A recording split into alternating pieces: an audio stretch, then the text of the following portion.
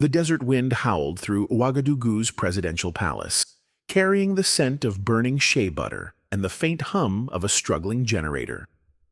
Inside, Captain Ibrahim Traore, Burkina Faso's revolutionary leader, hunched over a laptop, his stern face illuminated by the glow of Mark Angel's latest skit. On screen, Mark, Nigeria's comedy sensation, pranced in a wig, impersonating a Nigerian auntie haggling over tomatoes. Traore's laughter echoed through the dimly lit room, a rare sound amid the weight of leading a nation under siege.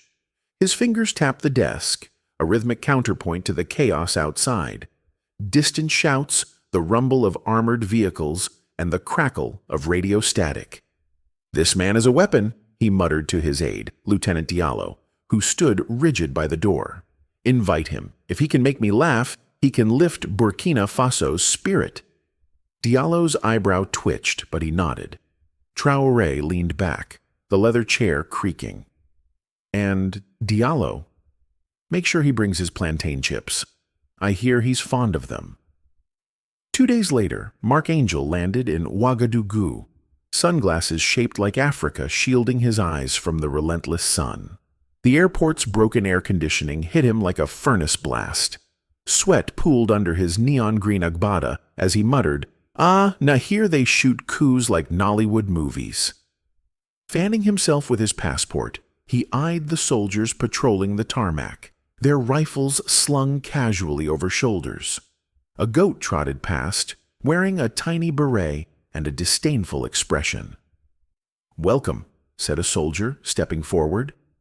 "I am Diallo. This is Che, our morale officer." Mark blinked. "Morale officer? Wait, let me record this." He fumbled for his phone, but Diallo confiscated it with a sigh. "No phones." "Security protocol," Che bleated, as if mocking Mark's dismay. The drive to the presidential villa was a blur of dust and contradictions. Streets buzzed with vendors hawking bissap juice and grilled meat, children kicking makeshift soccer balls, and women balancing baskets of mangoes on their heads. But beneath the vibrant chaos, Mark glimpsed bullet-riddled buildings patched with murals of clenched fists and defiant slogans. A mural near the market read, "Le rire est notre armure." Laughter is our armor. Mark's initial jokes died on his lips. People they live normal life amidst all this, he whispered, more to himself than Diallo, who stared straight ahead, his jaw tight. At the villa, Traore greeted Mark with a bear hug, his crimson beret tilted at a rakish angle. The scent of spices and smoked fish wafted from the dining room. "Your skit about Lagos traffic?" Traore boomed, steering Mark toward a table laden with riz gras, grilled tilapia, and babenda stew. "We used it to train our convoy drivers. They now bribe themselves to stay alert."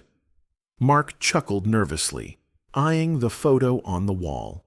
A woman in combat fatigues, her smile sharp enough to slice through steel.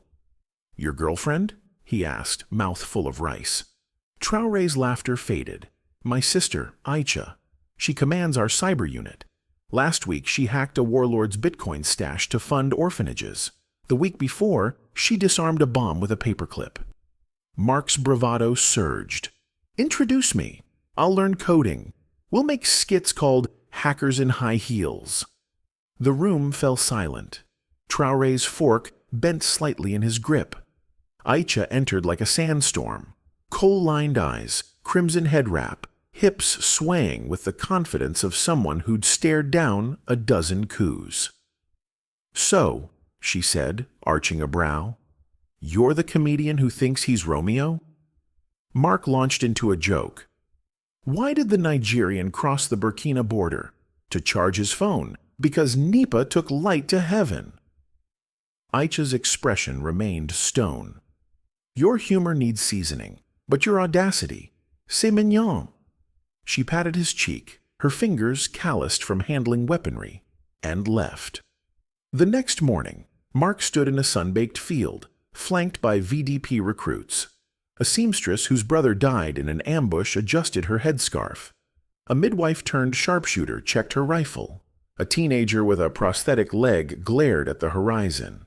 Sergeant Issouf, built like a baobab tree, barked, "Comedian, drop and give me 20. Mark's push-up resembled a fish out of water. By midday, he'd mistaken live ammunition for prop guns and bribed Che with plantain chips to dig his trench. "Why you no like me?" Mark whined as Che headbutted him into a cactus. The recruits snickered, but their laughter held no malice, only the weary camaraderie of those who'd seen too much. At night, the barracks reeked of gun oil and sweat. Mark lay on a cot, scrolling a dead phone. Aicha's laugh echoed in his mind, a smoky, resonant sound that made his Lagos Playboy charm feel as flimsy as a Nollywood prop. Outside, the seamstress whispered to the midwife, "My village was attacked. I joined so my daughter won't grow up counting graves." Mark's chest tightened. Mid-training, the recruits attended a village festival. Drumbeats pulsed as dancers twirled in indigo robes, their movements a defiant celebration of survival. Mark, clad in a Faso Danfani tunic with a sash tied comically askew, was pulled into the circle. "Dance with us," the seamstress urged. His Azonto meets traditional gyrations drew roars of laughter, until elders shared stories of lost loved ones. A man with a scarred face spoke of his son, killed defending a school. "Why laugh when you're heart-heavy?" Mark asked later. The seamstress smiled sadly. "Laughter is our resistance, but resistance needs strength." By week 2, Mark's bravado crumbled. Overhearing the midwife whisper, "I joined so no more babies are born in bombed clinics," he plotted escape. Under a moonless sky, he tiptoed past snoring guards, only for Che to bleat loudly. A flashlight blinded him. "Going somewhere?" Aicha drawled, twirling a bayonet. Traore emerged, livid. "You disrespect the VDP?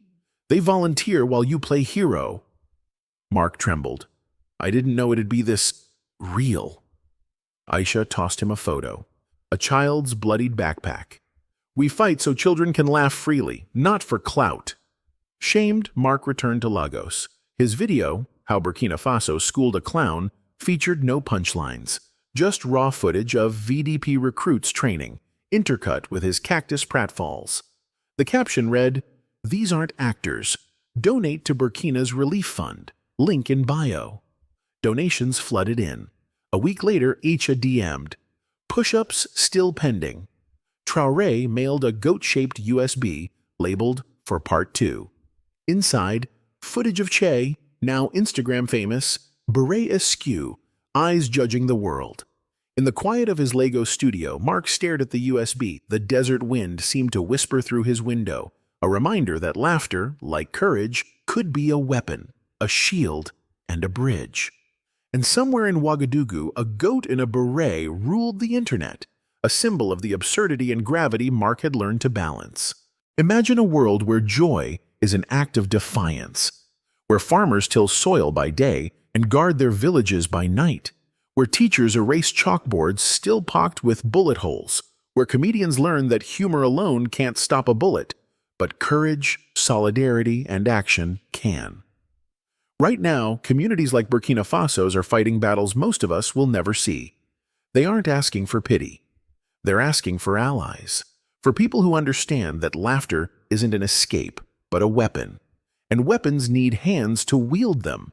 Share their stories, not just the viral skits or the goat in a beret, but the quiet resilience of teachers, farmers, and midwives who choose hope in the face of chaos. Follow grassroots organizers working in conflict zones. Repost their messages. Break the silence around forgotten crises. Donate. Not blindly, but purposefully. Your coffee budget for a week could fund a month of school supplies.